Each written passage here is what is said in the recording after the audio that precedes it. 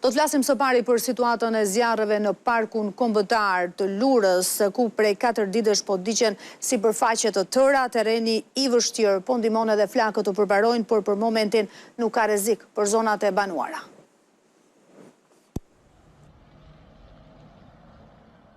Prej 4 ditësh kjo është pamja në parkun kombëtar të Lurës. Kjo për shkak të një zjarri masiv i cili ka përfshirë një pjesë të konsiderueshme të parkut kombëtar të Lurës. Flakët e nisura më 11 gusht kanë bërritur në zemër të parkut kombëtar të Lurës.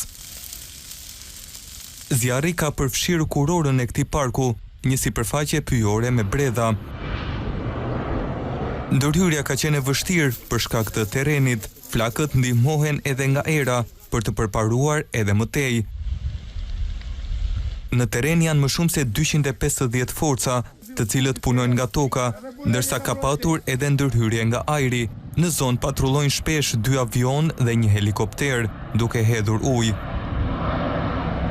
Po punohet që flakët mos t'u afrohen zonave të banuara. Terreni është shumë i vështirë në kuptimin që nuk futen mjetet, ne vetëm futim ushtar dhe zjarr fikset me pompa shpine.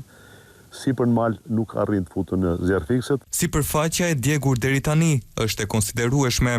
Janë gati mbi 200 hektar sipërfaqe pyjore, më shumë kullosore, po edhe pyjore, që është përshkruar nga zjarri. Dyshimet janë se bëhet fjalë për një zjarrvënie të qëllimshme. Autoritetet thonë se identifikimi i personave është i vështirë për shkak të sipërfaqes së madhe të parkut, ndonse monitorohet me roje.